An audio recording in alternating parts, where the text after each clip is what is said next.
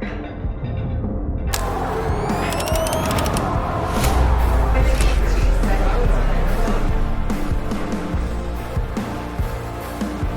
just going to pick the podcast up right here. So without an intro, we're talking shoes, guys. We got Troy Clay on the podcast. So Troy is our newest CrossFit Grandview athlete. He's on our A squad this year, leading the charge. You got introduced to the gym through, was it Jordan or when you came with James? Is that just kind of how you came here with James Sprague, who's won the CrossFit Games? In my mind right now, he's the number one guy because he's been the most consistent guy the last few years. He's on the podium and in just the big comps that he's in, he's always right there at the top. So to me, he's kind of like the new top number one guy, and you're buddies with him, correct? Yeah, no. When I first kind of got in the competing side, I went to the MAC in 22 where he missed the games by 1 point. Okay. And I followed him just because I seen how well he took that. I was like, man, I feel bad for him, but I'm like, I have a lot of respect for him. And then so when I followed him, I seen he coached, and I was just like, so I reached out and he started working with me, and he was my first coach. And we became really good friends. And fast forward to the Arnold last year. Yeah. He was like, hey, he knew I was from Springfield. I'm from Springfield, which is 55 minutes from here. And he's like, I'll be up at the Arnold. He was like, do you want to do the open workout with me? So I did. And I came here, and that's when I met Jordan and Drake. I always knew of Grandview because you guys have always had, Drake and Steele. You guys have had athletes that's always on leaderboards and qualifiers. Yeah, and teams and things like that. Yeah. So, I always knew of Grandview. So I'm like, yeah, I'd love to go check it out and meet people. So, yeah. But, yeah, me and James are really good friends. So, and he started out really good yesterday. So, it was 2 for 2. But he won that, right? For the, Yeah, both events. Yeah. How, he was only a rep or two shy of finishing it, right? Yeah, 1 rep. Oh, God. Yeah, that scared me when Jordan told me that. I'm like, this workout is going to suck so bad. Yeah, watching that. And the best man in the world can't finish it this. I was watching that. I was like, because so Jordan did 16.5, which is the bar facing burpee thruster at 95 of 21, 18, 15 down all the way to 3. And we did that together a couple weeks ago. That's good prep for it. Yeah, it really was. And it happened so that James did too. And James, when he did it and tested it, he got like 720. Yep. And then he didn't finish that workout, with 1 rep. I'm like, okay, I see how this is going to feel. So I'm going to just do my best with this and keep the head down. But yeah. Very cool. I think I was doing the math this morning, and the time was 288 total reps. So it is. It's like an average of 16 reps a minute. Yeah. That's 16 minutes. You at least have to get that. Sounds doable for the first couple minutes, but that's disheartening. All those movements, you think about a clean thrust or burpee, they're all about the same time frame that it takes to do that. The jump over the bar, it takes a lot of energy out of you. 16 burpees a minute isn't that insane, but over the bar is. Yes. And minute after minute it is. So doing it you row and then you do some wall ball and then burpees and you're kind of spreading the pain out. That doesn't sound crazy, but when you're okay, do it for 5 straight minutes, it starts to get gross really quick. There's not a lot of escaping. You're kind of stuck in one spot, jumping over the bar. It's a lot of repetitive I just can't wait to do this again. tomorrow. The more you guys talk about it, it's just, I'm so pumped up. Having done both, whether it's regular burpees or over the bar, sometimes I like over the bar. There's no stand-up standard. You can kind of just monkey hop over. Do this type of thing, which is tiring on its own. I don't know. They both suck. Now, do you have a method to do these? So Patrick Cohen was showing me this little he'll step in with his burpees and do the back foot lead straight over. Do you have anything you do? Yeah. Do you do what all the anything girls that? were doing that? Yeah. Yeah. No. So whenever I'm doing, especially in a workout with this long, what I'm thinking about doing is I like to step up with the outside foot first, bring the inside, because naturally when you step in with the outside first, bring the inside, your momentum wants to fall to the inside. Right. So that's the first thing. And then the second thing, which is a really big thing that even when I get tired, I get lazy about it. is like keeping my chest as low as I possibly can and almost let my hands like drag across the bar. Gotcha. Yeah. So you don't waste the energy of coming up, coming back down. You just stay low. Yeah. So when you say bring the outside foot in first, do you mean like, so if you do bring the outside foot in and then the other foot just goes straight over the bar instead of setting down? Yeah. So if this is the bar, this is me, I bring that outside foot up. Yep. First, and then I initiate that step up. That inside foot comes up, and then I do the little hop over. Yeah. The outside foot comes. It does. Across, yeah, it does a little cross sweep. Yeah. Okay. Yeah. That's so what I've seen. So you just go. Yeah. It's like so you just go straight over the bar. Mm-hmm. Okay, I see what you're saying. Yeah. Okay, but with the outside foot, because you feel like the momentum. Mm-hmm. Okay. Yeah. Well, I haven't mastered that. If you see me land on my face, it's because I tried a variation of these sort of tricks and I didn't get it down. Well, in terms of efficiency over workout, like you and I came with the air, it was just kind of like hop to your feet, jump over, like 2 foot take off, 2 foot land. Mm-hmm. That kind of stepping and like, if it saves a little bit of energy, it does take practice. Yeah. I'm just not used to doing it. I'm not either. It's like I remember the who's the endurance coach at Mayhem? Henshaw, yeah. So it was years ago. He did like an endurance, some endurance cert that he did, and he had all the like Icelandic girls there, and none of them could do single unders. Wow. Because they were just so locked into all they had done was double unders for years. Yeah. So I always think back at that, like he spent like half the seminar getting them back to where they could do like a regular single under rhythm. Because they just kept clipping their feet. They're like, we've only done this with a jump rope. It's different rhythms. Yeah. So like that style of burpee is just like, it feels very funky for me. Yeah. I might practice it today because I'm like, I'm going to do a bunch of these. Yes. When I showed you, you were like, no way. I'm not doing this. It just comes with training. You just learn these little voids. Yep. Yeah. So like, where can I, like CrossFit to me, like competing at this level, it's like, you know, once you get to a level to where, you know, any competition you show up, you can get dead last in a workout if you just don't execute. Yeah. So like you're constantly trying to find these little voids. Little pockets. Yeah. And, an example is that, so like last week I forget who I was talking to. They were just talking about like how hard it was during that workout, 26.2 to like find spots to breathe. And I was telling them, I was like, well, so like for instance, for me, when I was doing the dumbbell snatch, at the top of each snatch, I was trying to relax my body as much as I possibly can. And I completely ghosted a dumbbell because when I got here, I like literally like, you know, big breath, let the weight fall into my body. I'm just going to catch it halfway down and boom. Because if you think about it, that's 60 times in a workout. Just like a millisecond. It's almost like a second. Yeah. I can take a second to completely release, let a big breath out. Yeah. And if you look at it, that's a whole minute of taking a big, deep breath. And like that makes a huge difference. That's such a good point. I'm just, and I know you're not going there, but like if you think this is like all of life too, if you can find these times to like push hard, relax, like when to do that. It's a good balance. Even think like at your age of just trying to compete and be an athlete, like when do you push? How do you relax?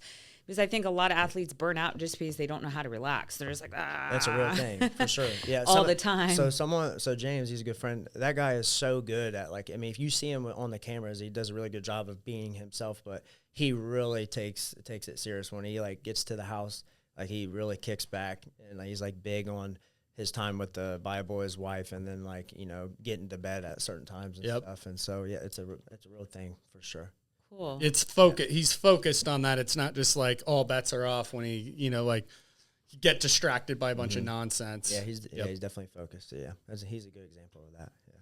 Very cool. So give us like, I don't know. I love like a 5-minute synopsis of like growing up, kind of how you found weightlifting, CrossFit, sports, all that kind of stuff. Yeah. So like I said, I'm from Springfield, and like I was telling you, you know, my family, a lot of people were into sports, but no one was really into lifting. Yep. And like I said, I grew up playing, I mean, from a kid till all the way now, I've played football, basketball, soccer. I did track and field, wrestling. I don't know if I said basketball yet, but baseball, all that stuff. So sports was always a thing that as a kid, I just felt seen. Yep. really didn't enjoy school too much. I just didn't want to sit there and learn things at that age that like I felt like this weren't helping me. Same. It was tough for me, so I was always just thinking about practice and stuff. But like I said, I was always like gifted in the fact that I could pick something up and be able to do it and look naturally like able. Yep.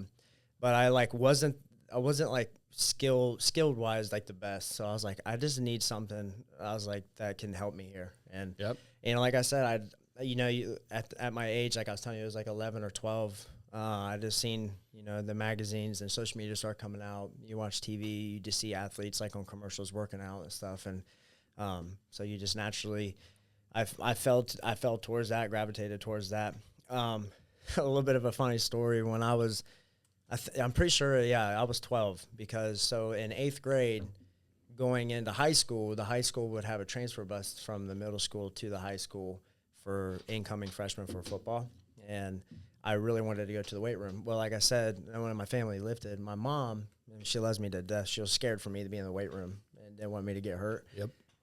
So sorry, Mom. She knows the story, but, I lied to her that I was going to go with a tutor after school and take the transfer bus and to get in the weight room. I would love if my son would lie to me about that. And it was so bad. It's like, I felt bad. Sure. I'm at heart, I'm not a liar. And it's like, but I just wanted to be in there and I wanted to be good. And when she found out, she was upset. Like, why would you lie? I'm like, you just wouldn't let me come. Sure. Like, you were scared I was going to get hurt. Yep. And like, there's coaches in there and like, and as a mom, I understand why she was worried. I could have done better to explain the situation, but I got into lifting that way and fell in love with it.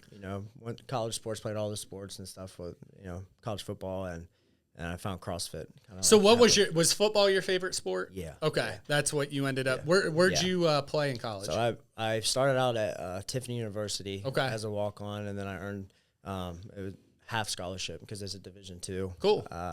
And then had some family issues and stuff, so I came back home to Wittenberg, and I finished at Wittenberg, which Denison, I think you're. Yeah. Yeah. So driving up here, seeing the Grandview sign, that gives me flashbacks of some of the games that we've had against Denison because they were some of the best. It was one of the best teams in our conference. So my parents both worked at Denison up until last year. They retired. I remember hearing that. Yeah. So cool. Big Red, and they live out in Granville. Granville, So yeah.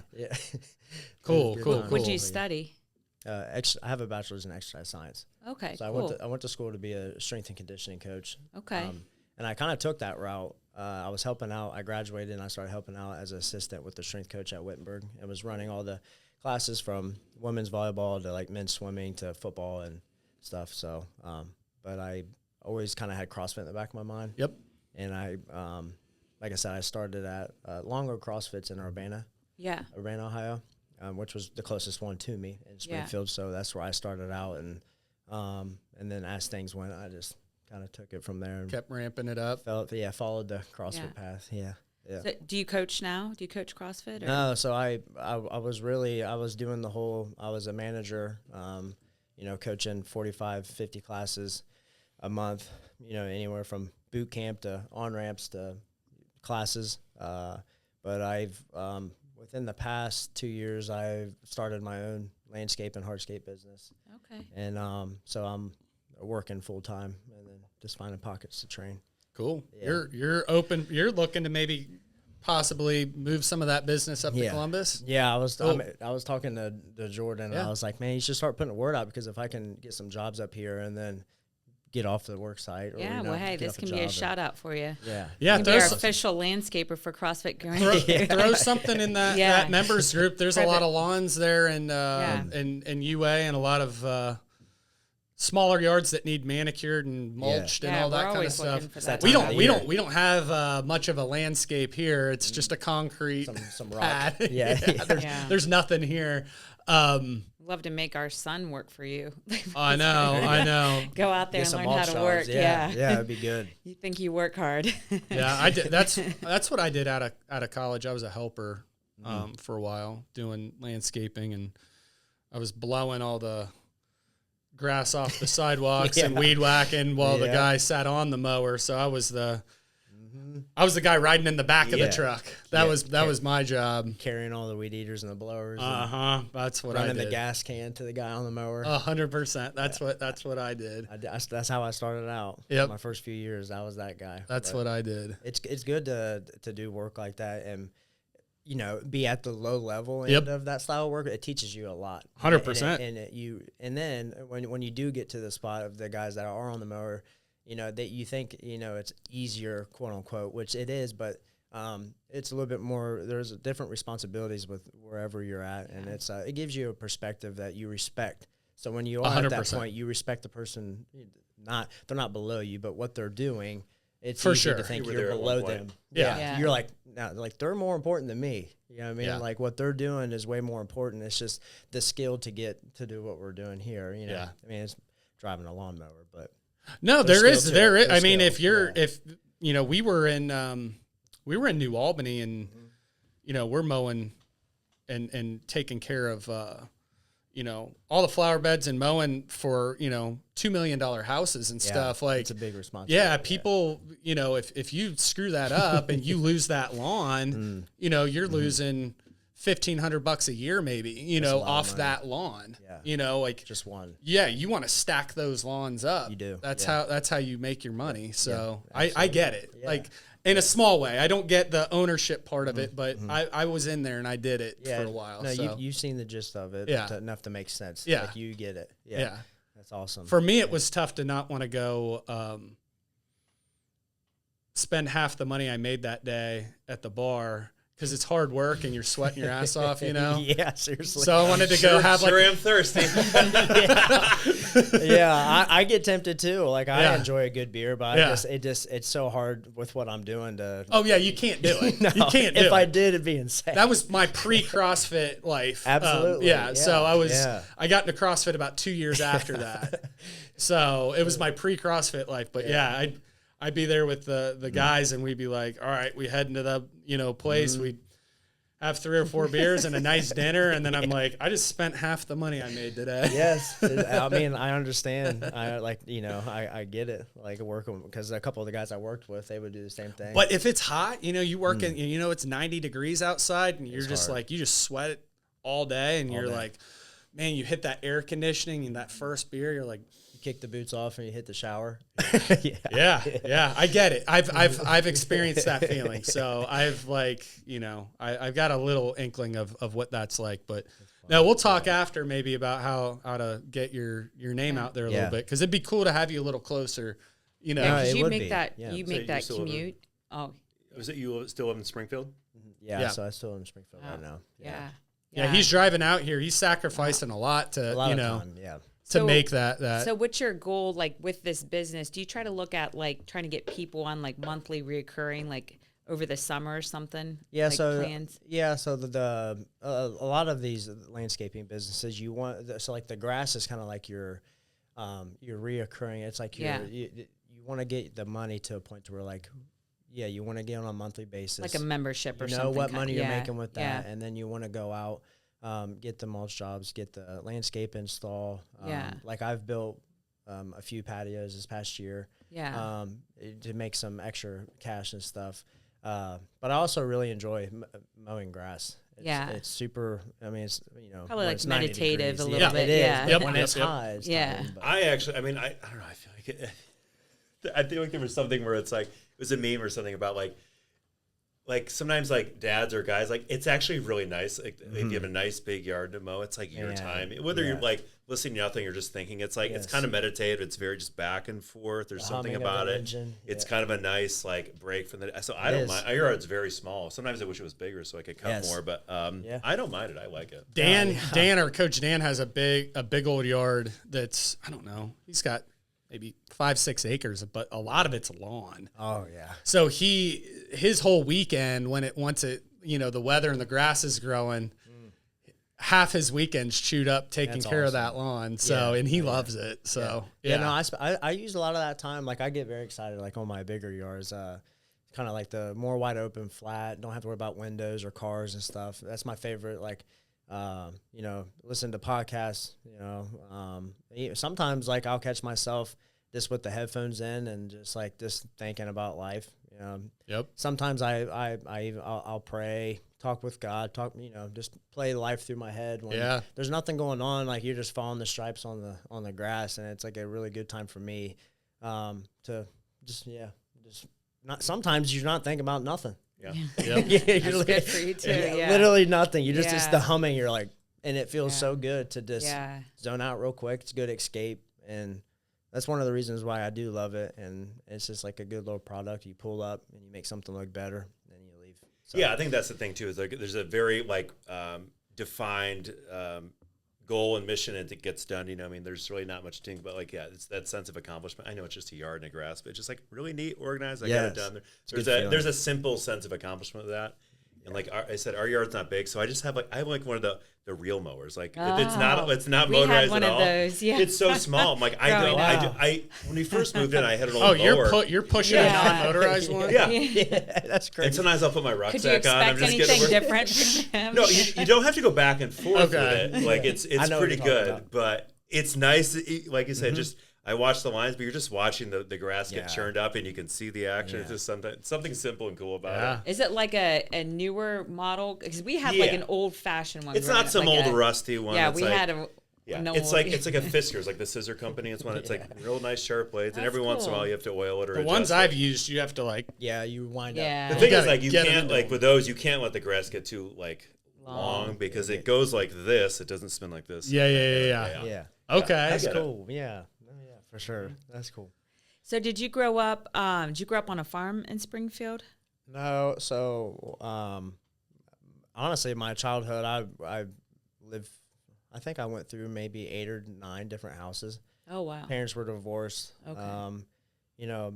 Dad was with a couple of different people. My mom got remarried, and we moved a lot. So constantly, split household. So you're every other weekend. So I lived in Springfield. I lived out by South Charleston. I lived out towards Bellefontaine. I lived in Marysville for a little bit with my dad. But yeah, I grew up in Springfield, and then I spent a lot of time because my mom had most of the custody, I guess, whatever that would be called. Yep. Spent a lot of time it's a village called Catawba right outside of South Vienna, and I went to Northeastern High School in Springfield, and it was it was in between, smashed between 2 farms.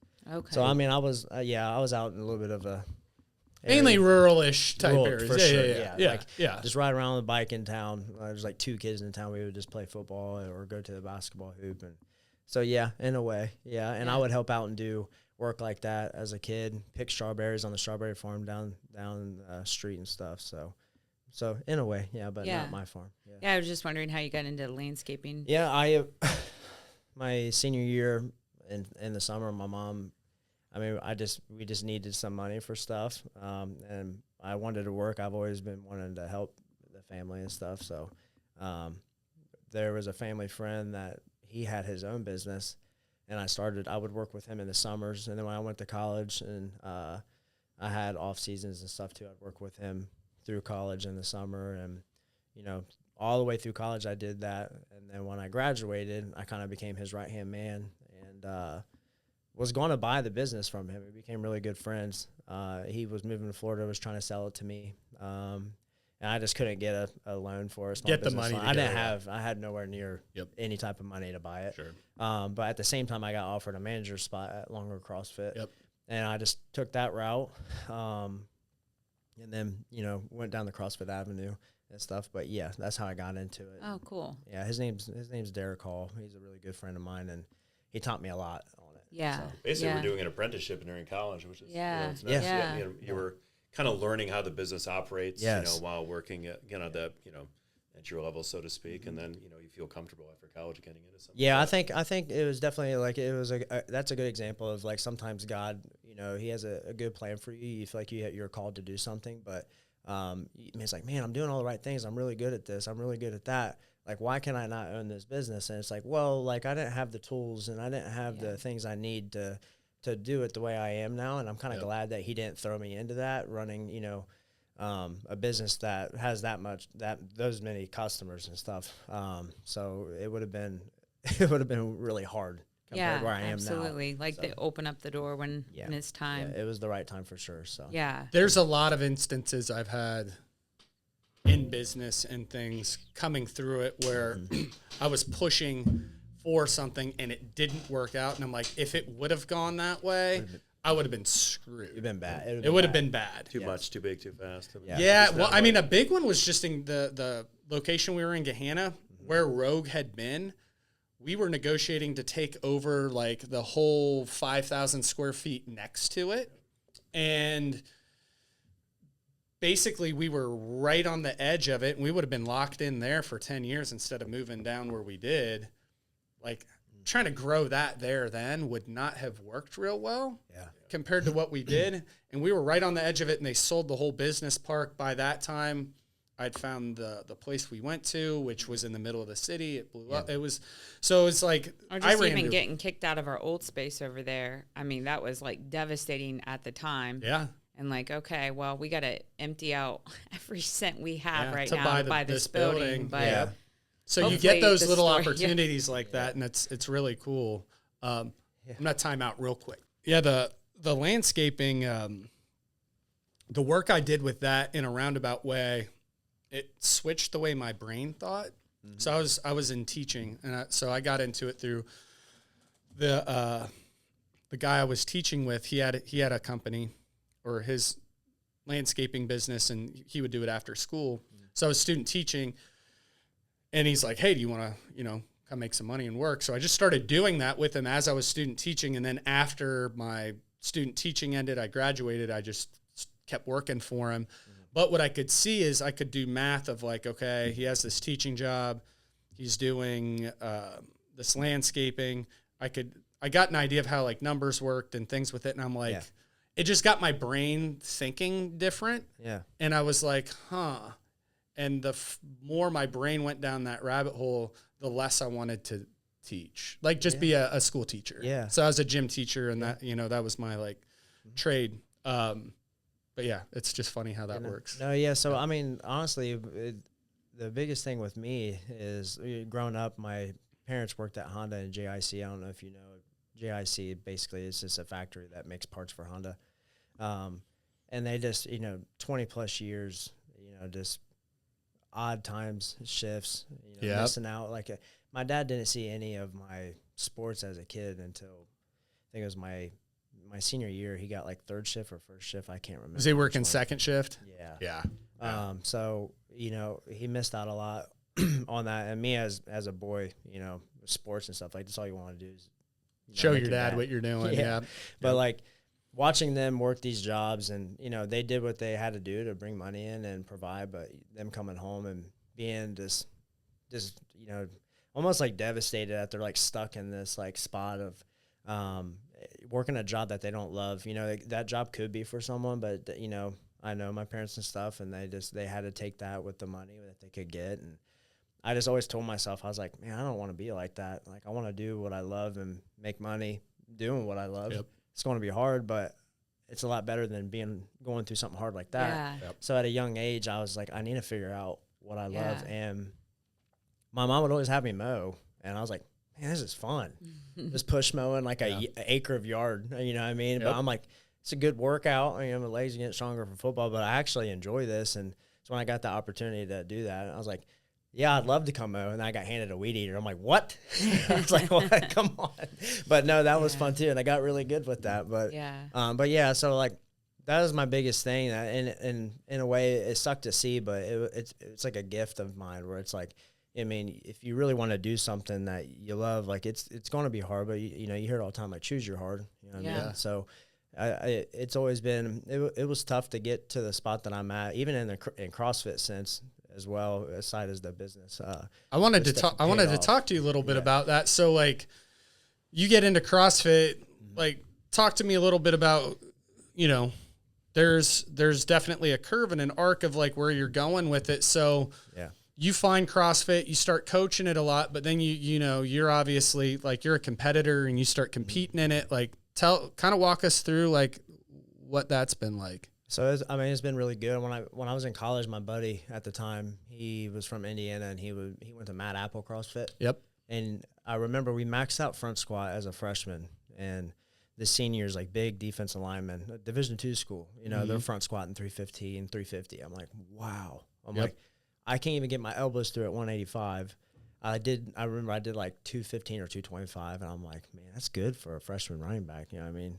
And my buddy comes up, he was a receiver, and he was 170 pounds soaking wet. You know what I mean? Like 6 foot. He gets under 405 without a belt and front squatted it.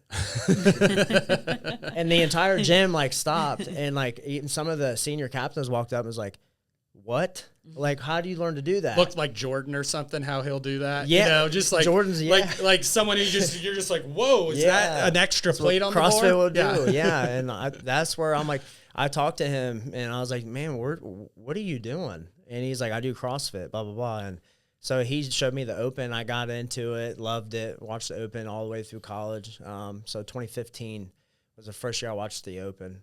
It was the Dan Bailey one where they're doing squat cleans in that garage with BKG. Yeah. It was that workout. I remember the toe to bar, double under squat clean with end at 315. But so when I got out of college, I was getting pulled which way I really wanted to go with the business and CrossFit, and then got into CrossFit doing that, and started out as an everyday member. It was like 2020 was my first time I got in right after COVID. Yep. And then, going to classes, doing the boot camp class, and then doing the CrossFit classes, trying to get more. And there was a guy at my gym that was a good competitor. Tagged along with him. He built houses for a living and stuff, so I had to wake up at like 4 a.m. with him. He would train before work, and just literally grabbed him by the shirt and just did whatever he did. Yeah. And it sucked, but I just fell in love with competing, and 2022 came around. I got with James and I started coaching. Well, I mean, I was coaching, but I started with a coach the first time in 22. Yeah. So, but yeah, it's So then, and then after that, did you move down to Tennessee to do stuff with Mayhem? Yeah. So 2022 was my first season of like trying to be a competitor. Sure. Missed semifinals by like 50 spots. And then the next year I made the East down in Orlando. Yep. Semifinal. And then I had a conversation with James because we were competing against each other. Yep. And he was freshly into it too. That was the first year he made the games. Yep. And he's just like, hey, you have a lot of potential. He's like, I mean, you just started competing like a couple of years ago. Yep. He was like, I feel like it's fair for me to allow you to explore other options. He's like, because I felt like I wasn't there for you the whole weekend. Yep. So we had a heartfelt, mutual agreement, and I was working with Coach Mike McElroy down there at CrossFit Mayhem. Moved down there, was training there for a year. But yeah, I was down there in Mayhem. What'd you do outside of training? Did you work down there? So when I first got down there, I was like really for the first time in my life. There's not a ton going on around there outside of CrossFit. No, there's not a ton. Yeah, you get like you can just feel the feeling walking through that town. You're like, there's a lot of fit people somewhere around here. Yeah. But no, so when I got down there, I was like, you know what? I'm just going to try to get everything I have here. Yep. And just like, money's tight, but I really just want to give this a shot. Sure. And I did that. And then, but I kind of like started missing working. So I ended up working at a horse ranch when I was down there. Cool. While I was doing that, which was really cool. I learned a lot of cool things, doing that. But yeah, it was pretty cool. Yeah, I was training a lot when I was down there. Yeah. You're in there with like, seeing world-class guys and everyone's doing best their in thing. the world. Yeah. What was that experience like? The experience was insane. I mean, everybody, you start CrossFit, Rich Froning is just one of the first things that pops in your mind, at least for me. 100%. Yeah. That's the GOAT right that guy, there, man. Yeah, and that guy's exactly what you see on the camera. So like seeing him, talking to him, I mean, the first time I met him, we were just throwing a football, and we talked about where I'm from, where he's from, what teams we like, and just it was cool to do that. It was cool to see him as a human and every day taking care of his kids, coming in and out, working out, and then just being around all the other athletes. I learned a lot, like what it's like to be at that level, and like what some of those athletes go through, and it really gave me a good sense of like where I want to go and how I want to do this while still trying to achieve my goals in CrossFit. Yeah. So it was a good experience for me to learn those things. Yeah. Dave, go ahead. No, I think I would just reflecting on like kind of the stuff you said. I picked up a job at a horse farm there. Mm-hmm. Learn from those other people, and I think like sometimes in life when you get say you go to college or not, like your 20s, like some people have a plan and it ends up working out and it's a steady progression. They kind of know where they're going to be. For a lot of us, your 20s was just like all over the place. Yeah. In retrospect, it was a great learning experience of like figuring out what I did and didn't want to do. But at the time, it was really stressful, and I was like, I'm fucking never going to get my shit together. Like, it seems like a mess. That's how it feels. Yeah. It is. But like, I think I came to a point in my 30s. I was like, I'm still. Life is a constant journey of figuring yourself out. But I think I realized that like, you learn more from like these random experiences or like jobs you don't like. You figure out like what you want to do by kind of like learning what doesn't work out. Yeah. And just like kind of sample having a lot of experiences. Like, you're not going to work on that harvest farm forever. You're not going to be at Mayhem forever. But like, I'm making it work. I got plenty of life ahead of me and runway. And I'm going to figure it out. But like right now, like I'm not going to like try to get life in order too soon. Just like live a little bit and do the things you love. And it'll hopefully, if you're on the right track, it'll fall in place at some point later. So that's cool. And I see pieces of that's fallen in place for me slowly but surely, but I'm still learning. I'm still in that period of my life. I'm like, man, I'm not too sure how everything's going to end up, but I do feel like I'm doing everything for the right reasons. And I feel like I'm around really good people. And I feel like finding this gym has been a really good thing for me. Meeting Jordan and competing against him. I grew up playing sports, so the camaraderie of like a team. Yeah. There's something about that like I don't have a problem bringing it out myself, but there's something about having a team and having people that rely on you. Yeah. I always love the pressure of having the responsibility of taking care of something. Yep. It's a big thing that I take pride on. So family, family is the most important thing for me. I'll drop anything for my family at any point. How many siblings do you have? So I have a full sister, and then I have a half brother. Okay. Yeah. So, so 2 siblings. So, yep. Yeah. So I'm the oldest brother. My brother's the youngest, and then my sister is the middle child. So taking care of them, giving them, a sense of direction, or even like, put me out first, let me hit the mistakes. That way I can pass along and help you. Yeah. I'd much rather it be me than them, because I can be hard-headed and take on them things. But so like finding this gym has been a big thing for me, and I do want to say like this gym is great, and like I've been around a lot of really good gyms. I think they're like, it is a such thing that like you can find a good CrossFit gym, and any gym can be for anybody. Yep. I've been to Mayhem, Longo CrossFit, Freedom Point CrossFit, really good gyms, and all those gyms have a little bit something different of like the niche they really attack. Yep.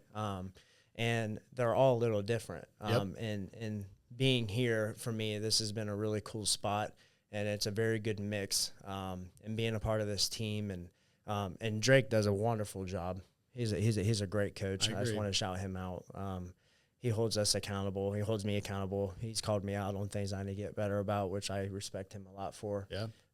And I feel like for me, if we can do that in a respectful way, it makes things it just rises that ceiling. He works really hard on it. Yeah. He works really hard on it. He's there for that crew, and he's what I love too, and what I've always wanted, and he really does it, is he's in that fire with you guys. Yeah, he is. So he's right there, like, like he's not cooking food and saying, you guys eat it, I'm not touching that. Yeah. He's experiencing it. He's doing it, and he's like walking with us. He really is, and I love that. Yeah. And he's down there with people in Miami at Wadapalooza doing the workouts, and it's pretty damn cool. It is cool. Yeah. I think it's neat. Like at every point that you wanted to level up, you were humble enough to look to somebody that was maybe more successful than you at that point to like hold on to. It's pretty cool. And you don't hear a lot of guys doing that too. That's the only way I've ever gotten better. Yeah. Well, exactly. I mean, you kind of need like a template just to see if you like it or what to change about it. And I think that's really neat. Yeah. Yeah. No, that's one thing that I feel like I've always been pretty good at, is like going in and get my ass kicked and kind of going, well, I don't want that to happen again. What happened? What can I do to, but I also like one thing is like Caroline, Callie, and Jordan, man, they're all such hard workers. Yeah. And like I'm a gritty guy, and being around them, I mean, I texted them back a while. I was like, man, you guys make me want to be better. Like, I've been competing individually in this sport and stuff, and then being a part of a team, it's really cool. They push me, and And that's why I shouted out Drake, because he pushes me in different ways as well too. So yeah, like for me, that's the only way I've learned. I always try to act like I don't understand something. I always pretend that like I don't know anything. We can always learn something from someone. You really can. Yeah. And to be honest with you, as soon as you start getting some type of pride, God will humble you so fast. I've learned that. So I try to really enjoy everything, and I also try to find the silver lining of any bad time, and then just keep moving. Yeah. When did you really get into your faith?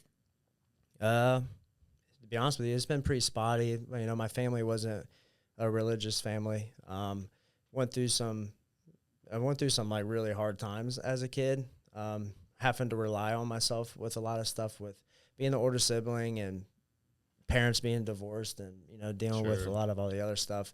You know, you find yourself as the older brother, where it's like they feel like you have things figured out, which in a way around the household, I was probably the one that you would need to be at least worried about. But, you know, I just needed something to lean on. And I think as a kid, you know, you just see verses, you hang out with friends, you see like other family members have Bibles sitting out. You just get curious, and it's just like you ask someone, you have a conversation with someone. And so, yeah, I would have to say sometime around, I think it was high school, I really got into it. Give you like a sense of stability and hope to lean on something. Have someone else to talk to other than like yourself. I feel like sometimes our biggest critic is yourself. It really is. I mean, there's things I've said to myself that, you know, sadly, that some people, if they were to say to me, it wouldn't bother me a single bit. But, you know, we all go through times where you doubt yourself and stuff, but faith has helped me out a lot. I'm not like a whiz of the Bible, but I've learned a lot of principles that I think that's helped me out a lot, and it's helped me get through things and understand things, and just know that there's bigger things out here than just, you know, things that we acquire while we're here. And relationships with family and just what you can do for other people, to me, is like what's really helped me and stuff. So I try to keep that stuff on at the top of my head. But yeah, I'm pretty big in the faith now. That's cool. And it's you, Jordan, and Callie. Yeah. All are. And that's pretty neat. Like, you guys share that too, you know. It is cool. And I got all these bracelets as a team. I'm second and God is first. I'm a big one with like having like reminders of things like that. Because we do get busy. I'm running a business and trying to find time and stuff like that. But having little reminders of like when you are busy, like for me, like sometimes like I'll be in an interval and like I'll see that on my wrist, and it's like, man, in the big picture, like, yeah, we're doing thrusters and burpees, but like it's not the end of the world. Like, you're gonna be good. Right. Like we'll get out of this. There's bigger things. In a way, that's just like play. Like, that should be fun. Yeah. It's funny because I think little kids have that, and then you lose it sometimes, like along the way. Like, even like my daughter, we're not super religious. We're trying to we like to go listen to Luke on Sundays and hear a good message, and I think it, you know, can really be important for you, and we're starting to get into that. But like before all this, I talk with my daughter every night, and we'll be talking about things, and we were talking about like who her best friend is, and she's like, well, you know, God's number one, and like we'll never talk about things like that, and they just have this sense that like something bigger is there, and that's really important, and it's important above all else. And she's always asking questions like that. Last night she was like, who's more important, kids or parents? Like, she wants to know if it came down to the wire, Dad, would you pick Mom or would you pick us? And Dad's like, well, you know, Brandon's like, I was like, with the kids, I said, you guys come before us. So I'm like, you know, but there's a train coming. Like, they're always trying to understand like where they are and like how things fit. And it's like their little minds are trying to put together this puzzle of these like bigger things. And I don't want to be that parent. I'm just brutally honest. I feel like that's really important. And then explain on the other side. And there's some tough things, you know, like you can't always say, you know, like my son's a worrier and we're getting ready to go on spring break. And he's like, I'm always so worried about Charlotte. And we're like, hey, we are too. That's a valid concern. Please help us out with her. Because sometimes she's really like spastic and she will just go run in the ocean and like it's not safe. And, you know, we'll try to talk to her. But it's like you can't promise she's going to be, that's a lie. She's going to be okay. She might get hurt and we're going to try to avoid that. But like the more you just are, it's just interesting to see how like the whole scope of everything. And I think that probably helps take pressure off you sometimes to have that faith and have that. And anytime I've done anything really physically difficult, like I used to do like bodybuilding shows, and I remember that's hard. Yeah, it is hard. It is. And I remember just beating like yourself down, praying all the time, and I'm like, whoa, I didn't realize this would be like this is when it really comes down to it. This is what I'm doing. Yeah, when it really comes down to it, I'm really hurting. Yeah. This is where I just naturally go to, and it's interesting to feel that in life, like when it really, and then I think we all do, whether it's like facing life and death or a dark period, there's some sort of hope, some sort of faith you want to have, and it's good to have. It is, yeah. And I think the biggest thing faith has taught me too is like, it's really cool to have goals. It's cool to acquire things. It's cool to, get up at higher levels and ranks. But to me, what I've noticed is like, it's not about, for me, what faith has kind of like guided me towards. It's not about like what I acquire or what I do or what my name is or where I've been, what I've done. It's like who I've became through the process through all of this. I think when you look back and if you just try to just do good things and have good heart posture towards everything that you do, and whether you become the best in the world or you're last in the world, but if you do everything as best as you can with the right intentions and stuff, and always be willing to be corrected, listen to people and lean on your faith and stuff, who you become in that is way more important on like what you end up doing, as long as you're just trying to do good. So I think that's a good place to, we ran out of time, put a fork in it, man. Hey, this has been awesome. Do good. That's the message. Do good things for other people. Hey, good luck. I'll be announcing you tomorrow in that workout. So. Cool. Yeah, sounds good. That'll be fun. Thank you. All right, guys.